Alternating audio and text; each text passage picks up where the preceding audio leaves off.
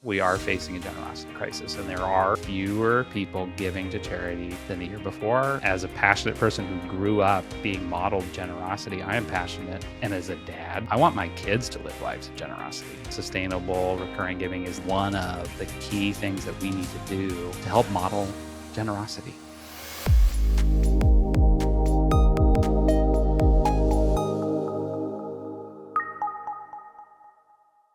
Hey friends, welcome to the very first episode of the Sustainable Giving Podcast. I'm Jon McCoy from We Are For Good, and somebody who deeply believes in this kind of generosity that this podcast is all about.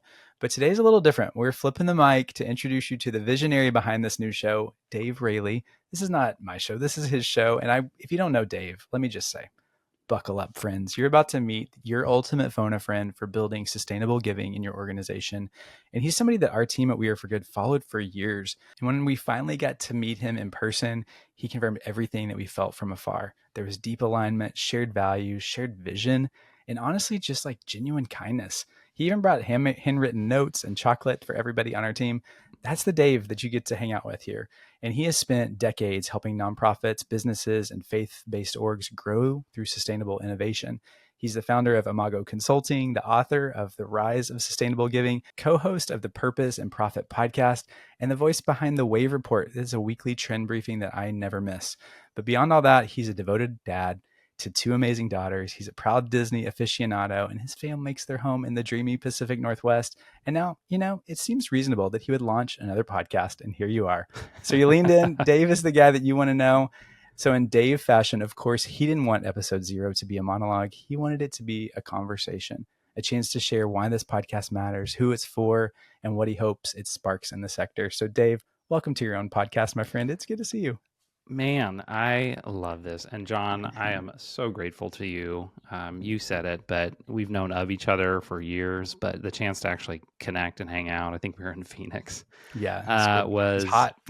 Yes. It was hot, but it was so fun. And you and Becky, your co-host, I mean, just the generosity that you guys exhibit for the entire sector, candidly, is just humbling to me. And so when I was talking to you about the show, and yeah, why not have another podcast? You were just so gracious to say, "Man, I'm in. How can I help?" And I'm grateful for you. Thanks, my friend. I mean, this is going to be so fun. I love turning the tables on fellow podcasters because it's what I fear the most is like somebody asking me the hard questions.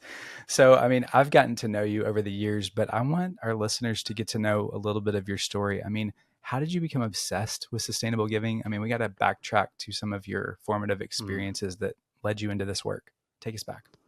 Yeah, I think one of the common threads is I think through my life has been, I would say, sustainability. And I don't mean that necessarily in the ecological sense, although I can appreciate and love that. I'm in the Pacific Northwest. We do a good, we get all our recycling right, But when you think about impact, and I think about even just my own childhood growing up, my parents were very much lived lives of generosity. We did not have a lot by most standards, American standards. We were poor. There were times we were homeless, candidly, as a kid. Dang. And so it was not, I wouldn't call it an easy childhood, but my parents always lived lives of generosity. And that's something that just stood with me. Now, grew up in Southern California. And so part of my heritage and my background was going and serving different charities and going to Skid Row in Los Angeles and helping out. And I remember, by the way, Jon, my dad took me to Tijuana, Mexico. And this was not a spring break trip. This was we're going to go and work with the poorest of the poor. Wow. We're going to dive in. And I still remember, Jon, playing basketball with these kids in the middle of literally the dump, mountains of garbage on either side, gosh. But they had a little half court and a little rim, and just the joy of getting to connect with these people. And so for me, it was just a powerful heritage of generosity. And then go figure, when I get into the professional working world, Jon, I did not know that you could work for cause-based organizations and like get paid to do it. Did you know that? No, I mean, because I would have signed up for that for my major, you know, like I'm like, where's the onboarding to this sector? Yeah. Yeah. So for me, it was this, graduating college, needed to get a job, was very deeply passionate about marketing and business and the internet back in the day, this The newfangled thing. www when we used Yes, to type that www. in. Yep. And we called it new media, by the way, John, in my day. And so that was, by the way, 20 years ago this year. So I'm just in my 20th year of working with charities from a professional capacity, helping to inspire generosity. And I did not know, like we could never have, I don't think any of our journeys we could ever have plotted out. But the chance to actually work with charities to help them to grow their impact, grow their mission, has been so fun. Yeah. And to do that from a fundraising expertise perspective has been nice. But really, I've realized that for me, it's about the sustainability of how an organization actually accomplishes the mission that they are created to accomplish. Okay. There's about 100 things I would want to talk about of this, but I'll tell you what stands out of that story and kind of the framing, which is so beautiful, my friend, is that, you're such an ally and advocate to the sustainable giving movement that I would say we're seeing now with more attention than ever. And it's about centering the everyday philanthropist. It's not about putting on the pedestal these big major grants that are going to come through. It's about how do we mobilize a lot of people that want to pour in at a small level, and how does that stack up into something much bigger? And that's such a through line of your story. So that's beautiful. And I love that you were a champion of this before it was in vogue, because now you got a book on it. We're having a podcast on it. But you've been talking about this for so long. So I kind of want to ask you, you've spent all this time at the intersection of innovation and generosity.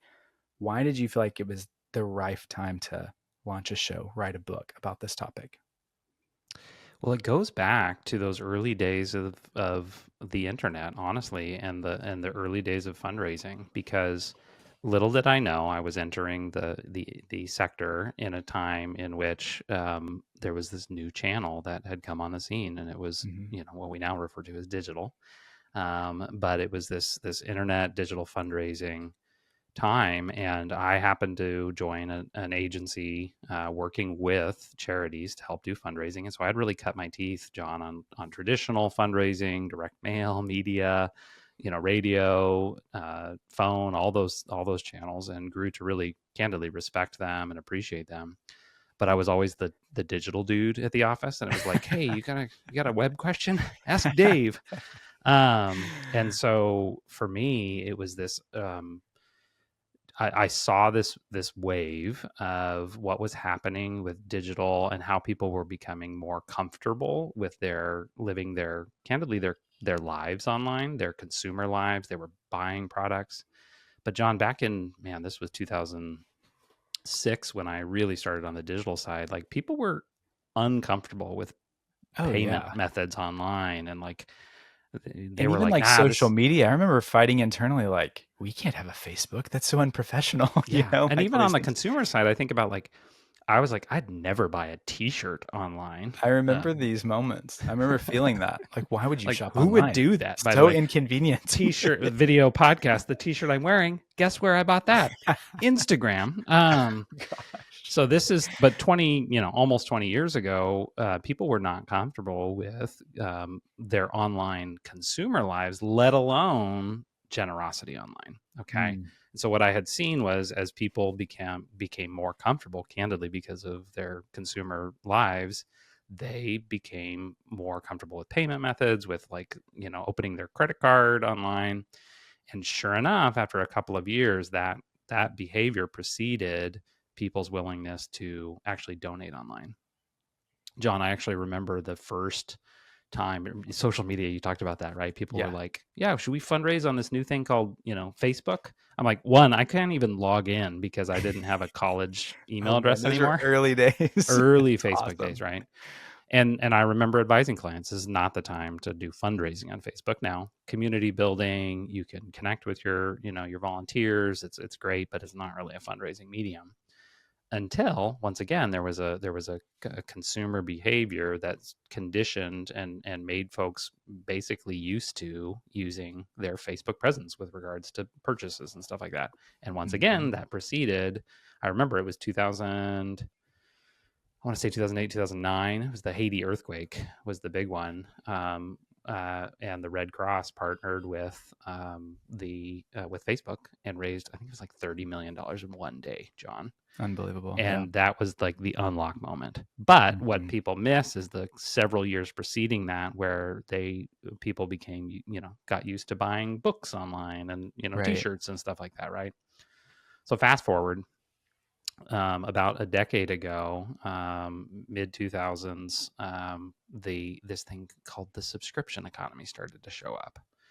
And you started to see, the early movers like the Netflixes, with all the the disc boxes. at a time. How many discs did you get at a time, John? Oh my gosh, we were on the 2-pack, yes, which was the cheap. We were still on the low end of the budget. I think I started with the 1 because it was just like, okay, what's the minimum? Did they have a 1? I think they had a 1. But then, yeah, you had that friend with like the 4 at a time. And I'm like, what? You just can't decide what movies you want to watch? Weeks in advance? So, why is this? No, you can't decide. Yeah. Who does that? But long story short, about a decade ago, I said, oh my gosh, I think what we're going to see, and I didn't know, it's just, I've seen these patterns before. I think we might see this rise of subscriptions in our lives start to impact the way people think about generosity. And so really, John, it was 3 years ago as we record this, going on 4 years ago. I just was so passionate about helping leaders see what was happening and how consumer behavior was leading to philanthropic changes in behavior. And candidly, by that time, many organizations in the charitable sector were already starting to see growth, significant growth. And I thought, but people are not seeing this. And so I went and looked at, hey, what are the books out there on this? And I think at that point in time, in the entire canon of fundraising literature, and by the way, there are a lot of fundraising books out there, John. Oh yeah. There were 3 total books that had even mentioned or given any real attention to what was happening with recurring giving. Oh my gosh. And they were all written in the previous decade or century. Right. And so they were not, these are great books. Either ahead of their time or, man, what did that look like back then? Oh man. Well, and it's the cool thing, and we'll talk about this later, but recurring giving has been around for millennia, right? And so it's super important. Annual but nobody had written my title for years. Yes. Yep. You know it. And nobody had written the book though on like what is happening and how is this changing and how can we actually take advantage of it. So that was the vision, was how do I shine a light on what's happening in the sector with regards to this sustainable subscription giving, subscription philanthropy, and but more importantly, how can charity leaders take advantage of it? Yeah. Well, it felt like it hit at a really pivotal moment. I mean, this year has been, we're recording in 2025. Every year we're like, this is unprecedented, but it feels unprecedented of just the amount of change that specifically the US is going through politically and economically and all these things at the same time socially. And I think that your book launching, talking about sustainable giving, is like what everybody's looking for. Like we all want the anecdote of like, how can we sustain, how can we thrive when everything is changing? And you literally wrote the book on it. So you're working on it for all these years in advance. So what surprised you, I guess, through the process? Because your book baby is now out in the world. Yes, you had a copy of it out there a second ago. I mean, what kind of alerted you as you're doing this research and you're researching these stories? What were you like, man, that's really surprising? Yeah, I think a couple of things. The first is just simply, I could not have predicted the timing. I don't think any of us can, in terms of what just is happening in consumer trends, in culture, in philanthropy and generosity. And so candidly, the most surprising thing since the book is launched is how resonant it has been. I mean, the book, I just did the math the other day. I think the book had been out for 8 weeks, and I was in front of, communicated with, talked to more than 8,000 nonprofit leaders. Oh my gosh! In that first window. Thank you. But the thing is, if you look at the opportunity, really, there's 1.1 million nonprofits, John, that stand to benefit from what's happening here. And that's And organization. So it's like the amount of people, powering those. Yeah.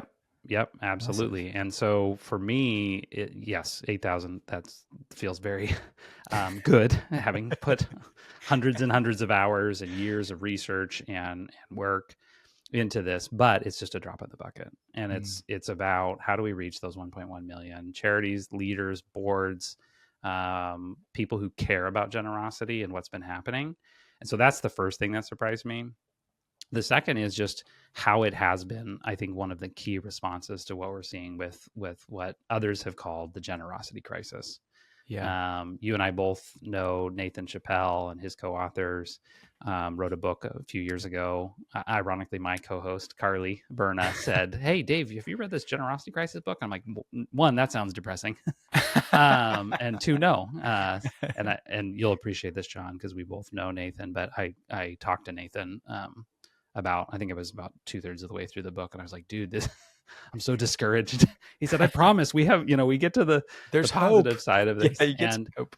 But the reason I bring it up, John, is because the thing that I hadn't connected the dots on is I do think, particularly in North America, we are facing a generosity crisis, and there are statistically fewer people giving to charities than the year before, and there were fewer people giving to charities than the year before that.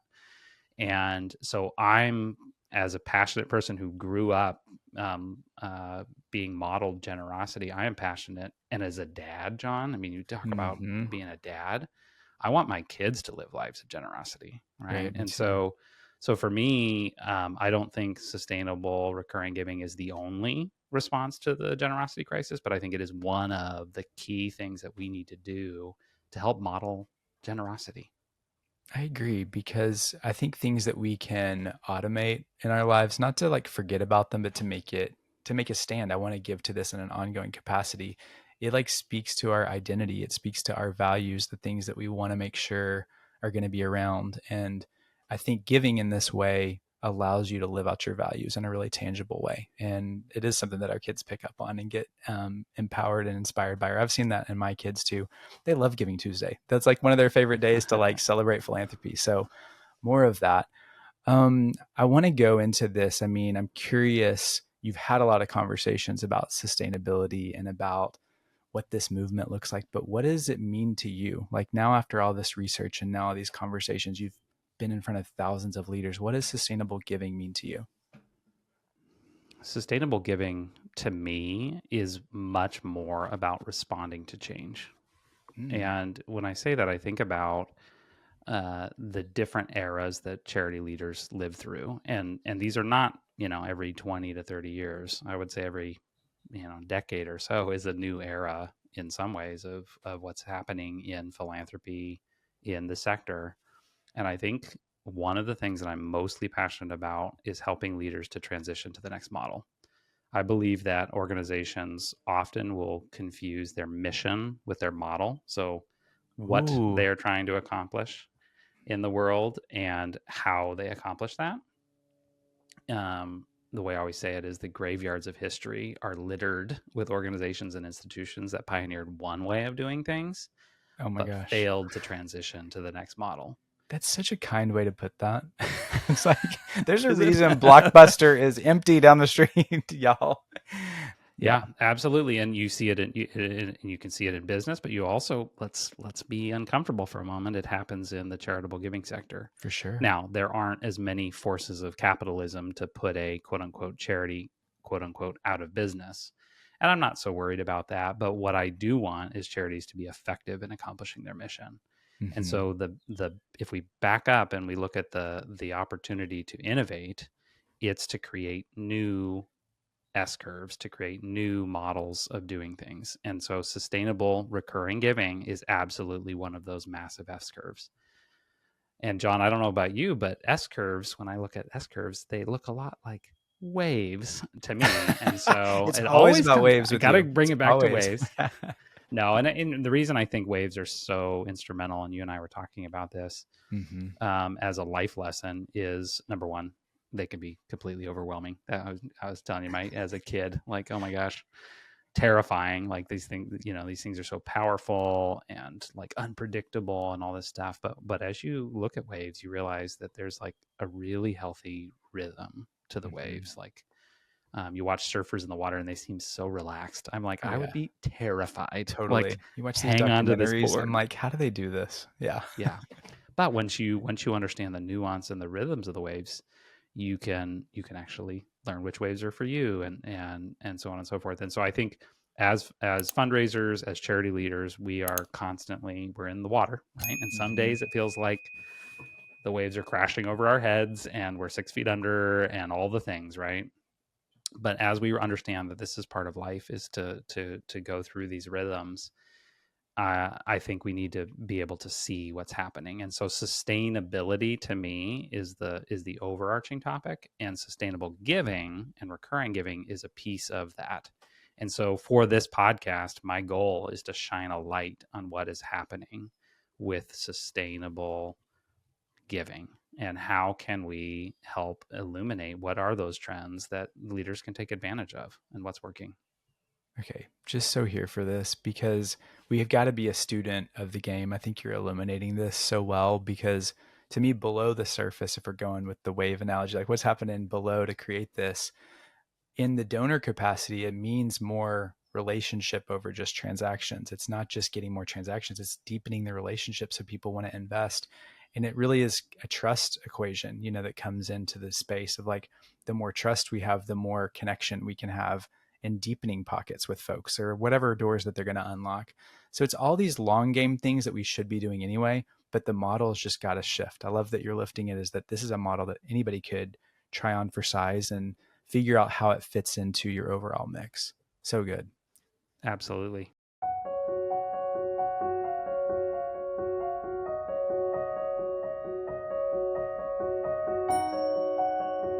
There's a generosity crisis in North America.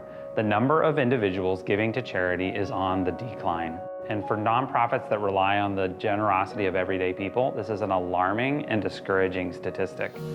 But amidst these challenges, a new opportunity has emerged. The subscription economy is transforming behavior. It started with the way we consume, and it is now transforming the way we give. The subscription economy has changed everything. In the rise of sustainable giving, I share core elements to building a thriving sustainable giving program, including 6 key shifts driven by the subscription economy, understanding donor motivation, crafting an ongoing value proposition, getting your technology stack right, designing your program, and growing recurring giving. Recurring giving is now more accessible to more charities than at any time in history. The question is, are you going to take advantage of it?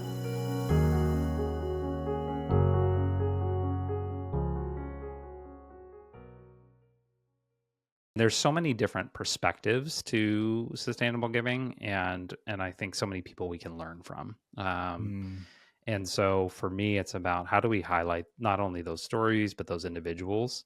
John, I told you, part of my passion for this show is to just candidly geek out with friends about what's happening with sustainability and sustainable giving. And I'm so passionate about connection and getting the chance to really understand people deep down and what's happening in their world, and how can we learn from that. I mean, so Dave, let's get super practical. I mean, we're on the Sustainable Giving podcast. What can listeners expect here in all the conversations you have planned? Oh man, I have got some super fun conversations planned. I'm so excited. Really, the goal is to illuminate what has been happening in the sector, but through the eyes of others. Thank you. So I am a learner. That's one of my, strengths finder. And so I am always learning. As an aside, by the way, John, writing a book when you're a learner is a little hard to do. You could have just done this forever. Yeah, because you're like, I remember talking to, there's an author, his name's Peter Greer. He's written like 14 books, all bestsellers, super quality author. And I remember asking him, Peter, like, when do you start writing words? Because I feel like I'm never going to be done learning, Right. And like, when do you say, this is it? It is finished. When do you say that? Especially with a book. And the good news is you can do a second edition. But But the reason I wanted to do the podcast is because putting the book out there is just the beginning of the learning process, certainly for me, but also I think for the sector. Mm. And so the goal for the show is simply to illuminate what's happening with sustainable giving through the eyes of others. And so every episode will be an interview, and it's candidly just Dave geeking out with friends on sustainable giving. And this, by the way, when I say friends, I don't mean everybody that I know, because the goal in innovation is to learn from people you don't know, from areas you don't understand, people that have different lived experiences than you. And so for me, it's again like, hey, who do we need to know that is learning something about sustainability and giving, and what can we do to shine a light on that? And so each episode will just be a friendly conversation, just geeking out on that topic. And if you're interested in that, then I think this is the podcast for you. I love it. I'm cheersing to the cognitive dissonance or diversity that you can have on here. I mean, it's the way, and I think we're living beyond the attention economy, right? We're living in the attention economy where information's everywhere. But I think what cuts through is like getting to hear people's stories of what it was actually like implementing or what the struggle is, because that's harder to get to be a fly on the wall with conversations of people you may not get to meet in your daily life. Like, what a gift. Really is a gift. So thank you for holding this space. I'm really excited to see this kind of community around this idea of sustainable giving. So do you have a vision for it? I mean, my friend, like, what do you hope comes away? What do you hope listeners can take away from this? John, I think about a conversation I had with a leader right when the book launched. I was speaking at a conference, and this gal came up to me, senior leader at a charity, and she said, Dave, I came away from your talk thinking we can do this. And I remember in that moment thinking, like, I think that's the whole point of all of this is Yeah. that hope, that not only that recognition. I think all leaders are on a journey of seeing and perceiving what's happening around them. And how can we not only see that this is a trend, hence a book and a podcast, and shining a light on this, but increasingly, and you and I both know this, John, the sector is seeing this. Like, this is not this is not the hidden thing it was a couple, even a year ago. Yeah. Very few people were talking about it. And so not only to see that this is a trend, but to perceive that it actually has something to do with their leadership and their charity's ability to accomplish its mission. And then the key thing is to move from perception to understanding. Like, how do leaders understand then how they can apply this to grow their sustainable giving? And for me, it's not just about, wow, isn't this interesting how subscriptions kind of look like recurring giving? It's like, no, there are some very concrete lessons, and I write about those in the book, that we can learn. But concretely, what can we do as leaders to grow our organization's ability to impact our mission? It's so good. I mean, it's the power of community. It's why it's a value that immediately connected us, of just coming in with open hands of like, we can figure this out together. And it's a lot easier when we just tell it like it is and say what's working and what's not, and how we kind of fell along the way. So thanks for holding space for this. I mean, we're both geeks for storytelling, and I'm over here wondering, who do you know that's doing this well? Like, who is actually putting these ideas into practice? If you can take us into an organization that you love watching their story unfold. Oh man, and it's so fun, John, when you look at organizations that you really respect. Number one, by the way, how they feel about it behind the scenes. I Yeah, don't know if you've noticed, this is usually very different than how it looks on the surface. So totally. Always I hope our iceberg. leaders listening to this realize that this is good news for you. That just because it looks shiny and beautiful on the outside doesn't mean there aren't opportunities. But one of the stories, and I do talk a little bit about them in the book, but I've just been so impressed by is a charity called the International Justice Mission. Do you know the folks Just at casual, the IJM? IJM. Yes. Oh my gosh, they're They're so awesome. wonderful. Just was So talking with the good. team the other day, and one of the things I really respected about them, and this story goes back 2016, and so almost a decade ago, my wife John went to a conference in Dallas, Texas, Know it with well. some friends Mm-hmm. called the If Gathering. Oh, I Now, know the the If If Gathering, do you Gathering. know the If Gathering? I'm obsessed Incredible with this. event, Yeah, yeah. it's so cool. event for women leaders, just inspiration, connection, and just a really, really powerful event. And my wife is a huge fan, so she got to go and I think that year they had maybe 70 or 80,000 women get together around the world, and they had several thousand at the sort of live studio audience, so to speak. So she went and did that.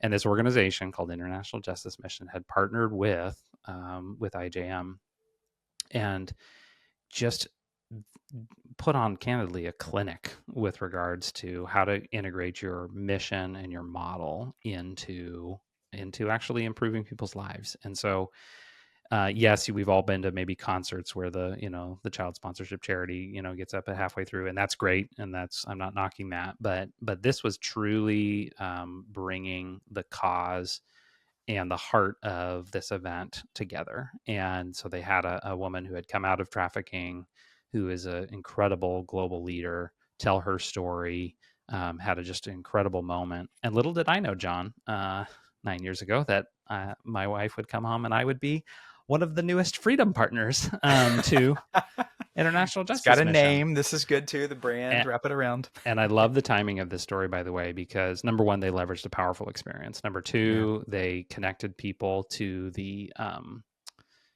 human side of the connection. And I think so many charities mistake the practices that they do. Well, we're a shipping, or we build radio towers, or we, whatever we do institutionally, and they forget the humans, right? So they created a powerful human connection. Obviously, they had really invested in the recurring gift. As we record this, John, in a few days, I looked this up, and I don't say this to brag, but just to show the power of recurring sustainable giving. We are not major gifts donors to International Justice Mission. Our family will have given our 3,000th dollar to International Justice Mission as freedom partners. Holy heck. All back to a really powerful, incredible, cultivated experience that was authentic and connected our hearts to the cause of what was happening in trafficking and justice around the world.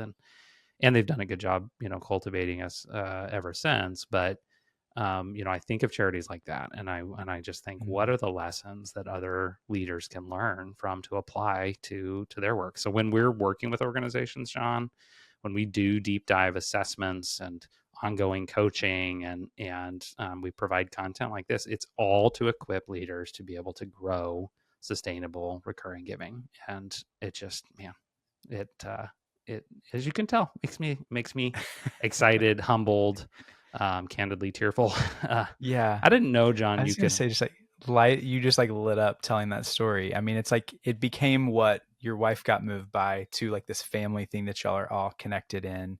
And now you look back almost 10 years later and you're like, holy heck, like we got to be part of something that's at a really transformational level for y'all too, as people. So what a beautiful story. Like that's what this is about. And what an invitation that we get to invite people to be part of that kind of movement with whatever mission that you're chasing or cause that you're serving. So Dave, I couldn't be more excited about this space that you're opening up. Thanks for saying yes to watching the waves, to obsessing about sustainable giving, for hanging up a shingle about it. And I'm just kind of excited for what's to come. I mean, we got to talk about, this is a video podcast, which kind of scares me to death because we've been on video this whole time. Can we say that? So you don't have to listen to this. You can actually watch us in our nuance and probably some bloopers if you check it out on, what is it, YouTube? YouTube. Okay. Sustainable giving. Awesome. And then obviously, where's the podcast dropping? It's in all the podcast places. How can people connect with the show, Dave? Maybe set us up with, like, for those that are listening, they're like, yeah, I need more of this in my life. What are the next steps? Absolutely. The easy method is just to hit subscribe, and wherever the podcast, Apple Podcast, Spotify.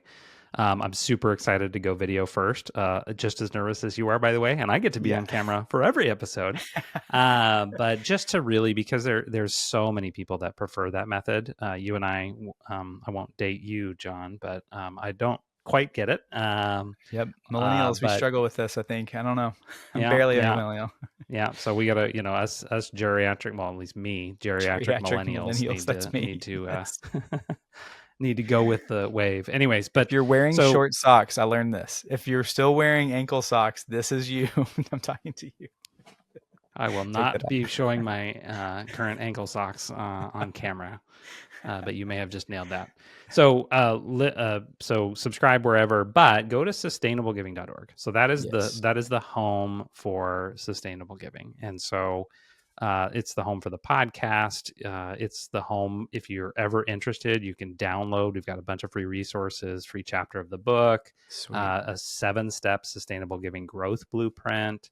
We'll have events that are coming up. I mean, sustainablegiving.org is the place to go. And then if you want to connect with me personally, just find me on LinkedIn. I'm so grateful for Dave's a real human. Social media and getting to actually connect with people. And so I would love to connect with you and just help spread the word.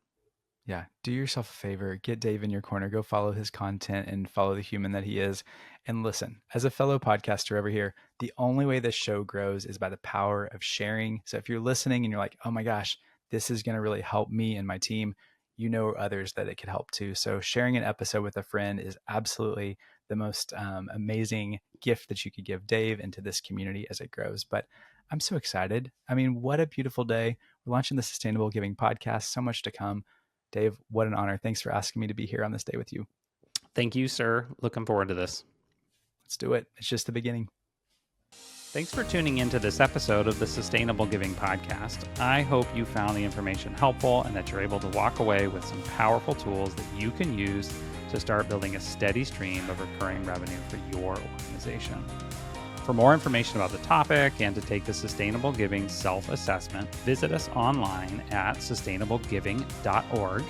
While you're there, you can pick up your copy of The Rise of Sustainable Giving, your guide to growing recurring giving. And hey, would you do me a favor? If a person comes to mind that you think would benefit from this episode, would you mind sharing this episode with them? Just that little act could be the difference that they need to start growing sustainable giving for their own organization. And there's one other thing that you can do that would be a huge blessing to me. I've timed it and it takes just 16 seconds. Would you consider rating the show? Just head to the show page on the app of your choice. And if you've enjoyed this show, hit the 5-star review. Bonus, if you want to leave a comment, I would love to hear what you think. Special thanks to the entire team at Imago Productions for bringing this show to life. Abigail, Christine, Grace, Kirsten, and Tom. This would not be possible without you. Until next time, thank you for joining us and keep inspiring generosity.